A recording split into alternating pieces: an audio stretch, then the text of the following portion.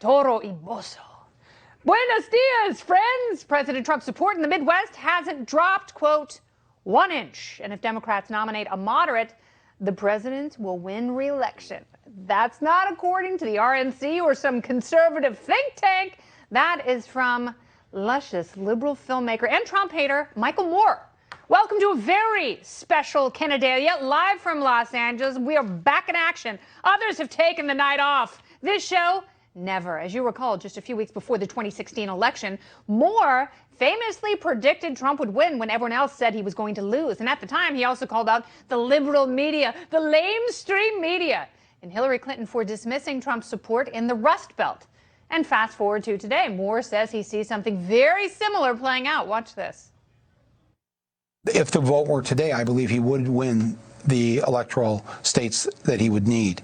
Because living out there, I will tell you, his level of support has not gone down 1 inch. In fact, I'd say it's even more rabid than it was before. Quite robust. Moore went on to claim the Democrats will likely win the popular vote again, but lose the Electoral College. Damn you, Constitution! And that, of course, would mean 4 more years of President Trump. But Michael Moore, being Michael Moore, also mixed in some stupid with his bold 2020 prognostication in a Rolling Stone interview. He said this, quote, 2/3 of all white guys voted for Trump. That means anytime you see 3 white guys walking at you, down the street toward you, 2 of them voted for Trump. You need to move over to the other sidewalk because these are not good people that are walking toward you. You should be afraid of them. Good Lord, that sounds an awful lot like Hillary's basket of deplorables. But you know what? Michael Moore would probably eat the basket. Oh, good people or not, the president is obviously still quite popular with his base. In fact, a new Gallup poll shows President Trump is now tied with former President Obama as the most admired man in America. What? What about Lincoln versus Washington? So does all of this point to a big re-election party come November? Maybe we should get the fireworks barge now. Well, let's meet tonight's party panel and talk about all of it. We've got Fox Nation host and author of Never Play Dead, Tommy Laird, is in studio, along with liberal radio talk show host and Fox News contributor Leslie Marshall, and former Republican California congressman, former House Oversight Committee chairman, and current candidate for California's 50th congressional district, Darrell Issa is back. Welcome, everyone. Woo! Great to be on, Kennedy. Yes, Hi. So let's talk about Michael Moore a little bit, because he was absolutely right. In 2016, he was one of the few people, there was so much hubris going around on the left about President Trump, and they assumed because they hated him so much, there was no way he was going to get elected. Is Michael Moore just trying to scare people into being excited about voting against the president, or is he right? Perhaps he'd like to be a liberal that's right, and he is. Look, I'm from Cleveland, Ohio originally.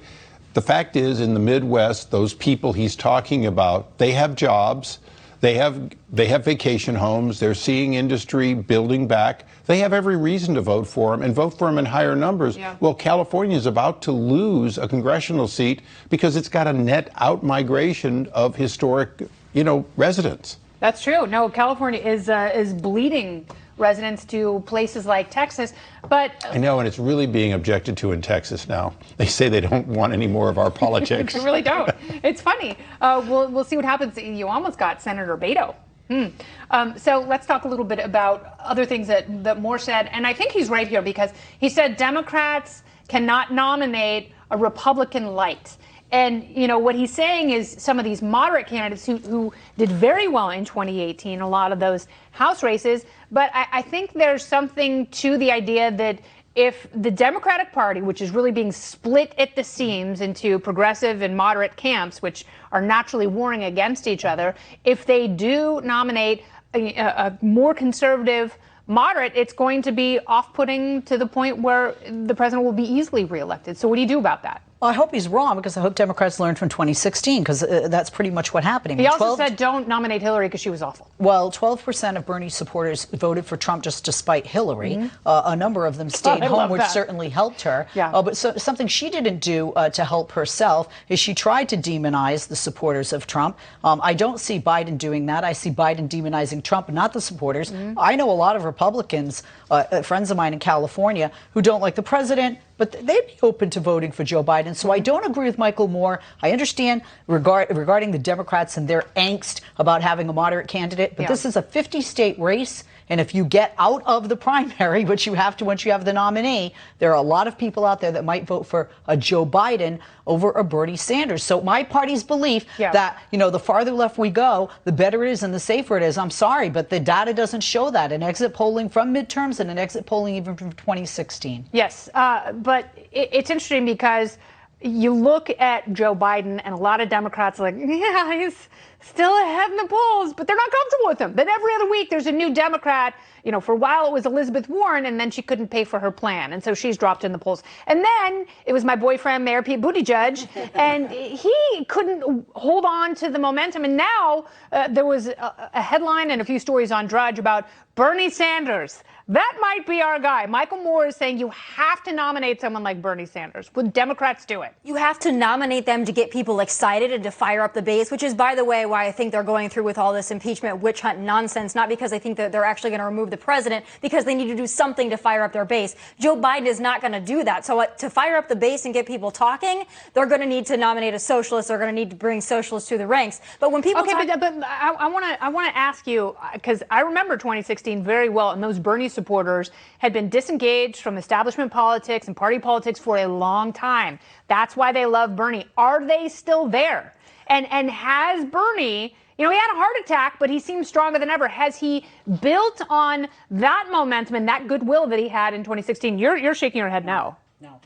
When you just look at the numbers, a lot of his over is over. Well, a lot of the base have gone to Elizabeth Warren, and I have to say this: I know Senator Sanders. He's polling better than she is. And what day is it? What day is it, and what time is it? But if you look at the RCP trends, she has been trending downward. Bernie has actually been trending upward, and I think.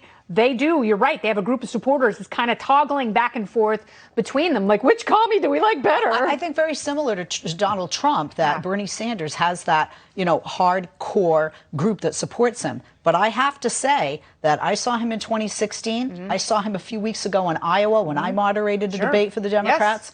And he was a different Bernie. He is a different Bernie. Some would say stronger. Some would say Yoda. No, I wouldn't Yoda say maybe, stronger. But, when you said 50 state, I think you fell into just where the Democrats' problem. This is an 11-state race. That's absolutely right.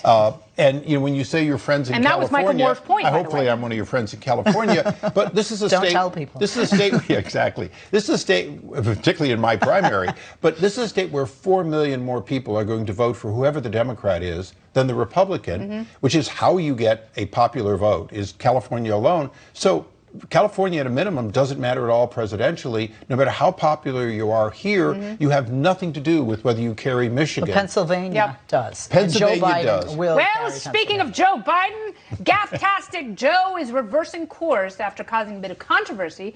Oh, there's another flip-flop. He's got so many he could wear them to the beach. On Friday, the former VP told the Des Moines Register he would not comply with the Senate impeachment trial subpoena, saying that would distract from President Trump's behavior. Remember this? Take a look. Do you stand by your earlier statements that you wouldn't comply if you were subpoenaed to testify in an impeachment trial before the Senate? Correct. And the reason I wouldn't is because it's all designed to deal with Trump doing what he's done his whole life, trying to take the focus off him. All he wants is the focus on him. That's one of the dumbest statements. What a horrible analysis. But failure to comply with congressional subpoenas, that's part of the reason the House voted to impeach the president in the first place. And since Friday, Sleepy Joe has tried to clarify his remarks numerous times, claiming he always complies with lawful orders from Congress. And this morning, he was still trying to clean up the mess. Watch. I am not going to legitimate what this president is trying to do. Obviously, if I was subpoenaed, I'd respond. But there is no legitimacy whatsoever to my being subpoenaed to testify in his impeachment. The issue is, what did he do? What did he do? So will Biden's constant backtracking eventually hurt his chances of winning the big White House? Tommy, what's so interesting about this impeachment push, and it puts Joe Biden in a very tough situation, is the whole thing centers around Ukraine. And Ukraine centers around Burisma, and Burisma centers around the Biden. So no matter what he does and what misdirection he tries to employ, it's still, this whole impeachment gambit is going to be very tough for Joe Biden. Well, he's projecting again, which most Democrats do when they're put and they're backed into a corner. He's talking about, oh, Trump doesn't want the focus on him. As you said, Trump always wants the focus on him. And we can look at what Trump did, and the American people can decide if they like it or if they don't. You can read the call transcripts. You can hear what the president's saying about it. But we still don't quite know what happened with Joe Biden. And so he's getting very uncomfortable. And if you notice, the more he's put on camera, the more he slips. So eventually, if they just keep asking him about it, I don't think we're going to need to subpoena him. I think he's going to accidentally spill the beans, because I don't think that he is fit to be president. I don't think that he's mentally capable and stable right now of becoming even a presidential candidate. So I think he's going to give us everything we need if we just keep asking right now. It was really interesting because it's true. Like, Republicans and the administration are in this spot because of the subpoenas that were not adhered to or complied with during the impeachment inquiry hearings. Elizabeth Warren she went up Joe going, you have to comply. And that's when he reversed course. So whenever you reverse course like that, you have lost the issue.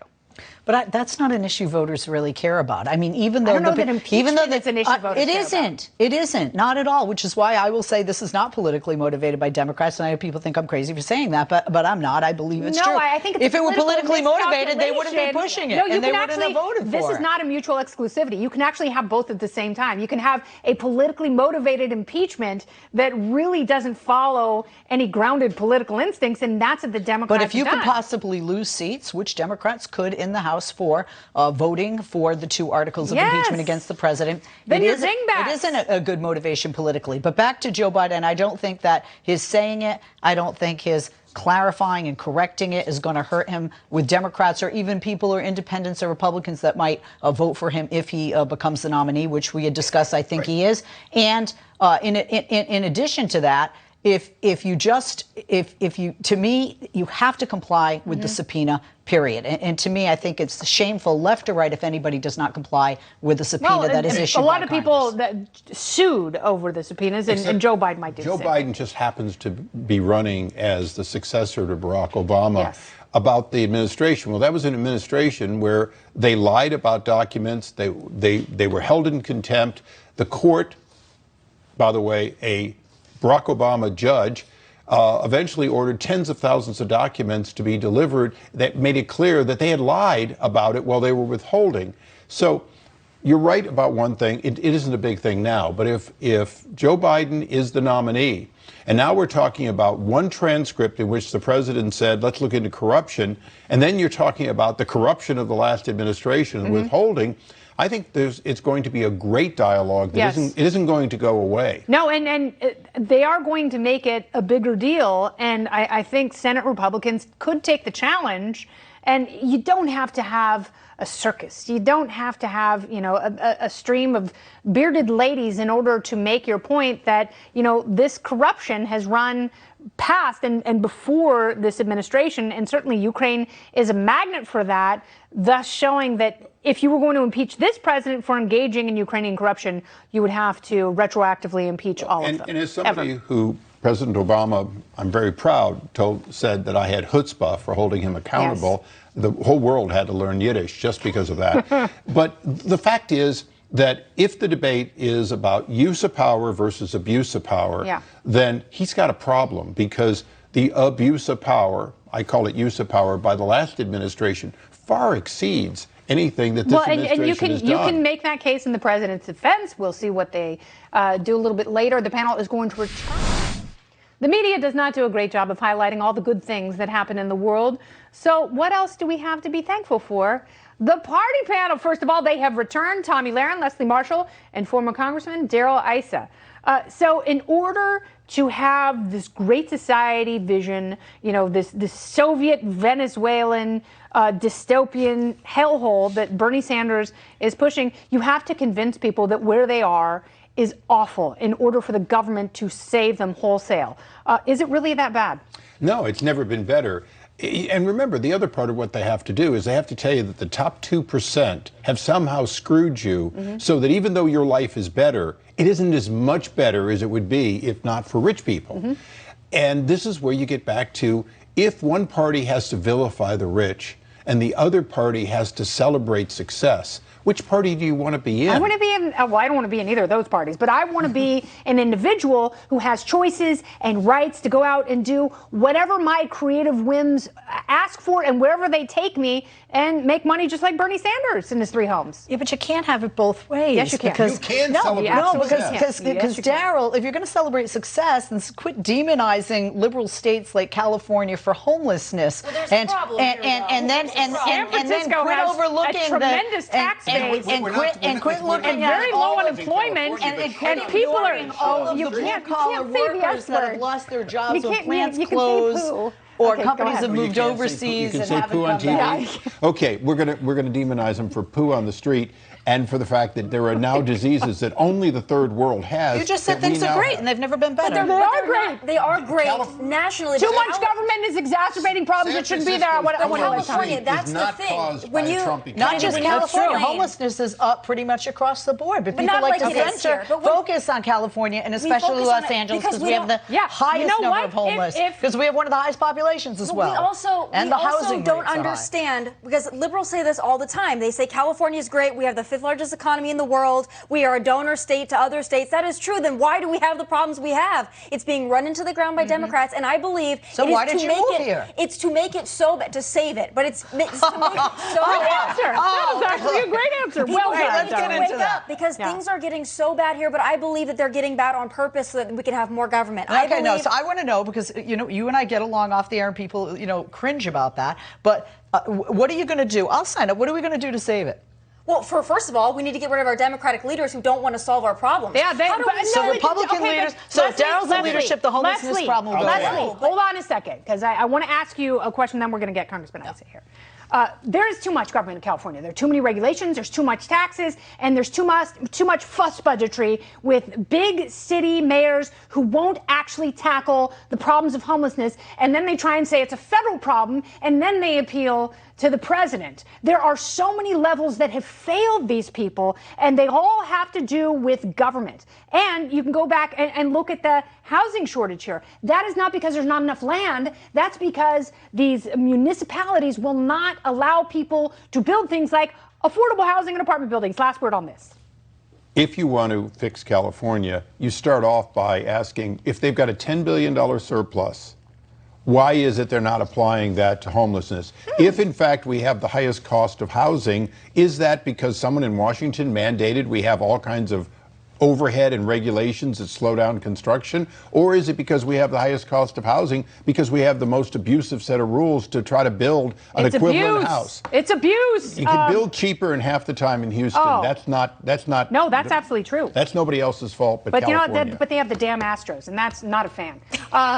The last year and decade has been pretty wild and good, but what will 2020 hold for you? So what are the panel's New Year's resolutions? Tom?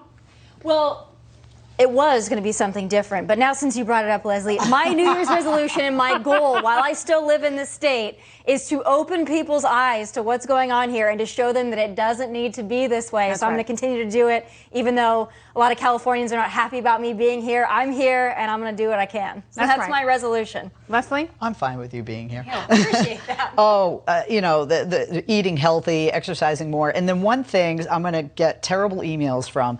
Somebody recently told me that they were fixing their kids' problems too much. And I thought, well, what's wrong with that? Like if your kid forgets the book report, you call the teacher. Or if the bully gets to your kid, you call the parent. And I'm learning to maybe back off a little and let my kids parenting. Here, my kids fail and learn the life of hard knocks. Well just a little said. bit. This Congressman? may shock you, but getting a better workable Republican majority in the House for President Trump's second term. That's a twofer. What about more independent members of Congress? People who don't belong to either party? Well, libertarians, greenies, and whatnot. Look, I believe that every member should be independent, and the more independent they are, the better. And I will tell you, I'm going to continue fighting when I get back into Congress to get rid of the stranglehold that the so-called bipartisan campaign finance reform did, which it moved the dollars away from the candidates so they could be less independent. Yeah, and into parties. And It's awful. It does a great that- disservice, the and only that's why Congress has a rating slightly lower than bedbugs. But you think about it, Joe Lieberman became an independent, but he immediately had to find an independent way to get money because with those two parties working against him, it was a miracle for him to win re-election. And here we go. We'll see what happens with Congressman Amash, and maybe others will follow whatever your 2020 goals are. I hope you just absolutely crush it. And coming up, I want to thank you all so much, by the way, because you guys are amazing. And I don't think people realize the heft and intellectual beauty that we have in California. So thank you all for being a part of it. You. This campaign message brought to you by Daryl Issa for Congress. Thank you, Leslie. Thank Yes, you, you Thomas. can go to Daryl Issa for Congress at any time and give. You I'm really trying to say I can. approve this message. And I approve your entire message, especially the part about Trump's second term. Oh, well, they're third term. Why not? Why stop there?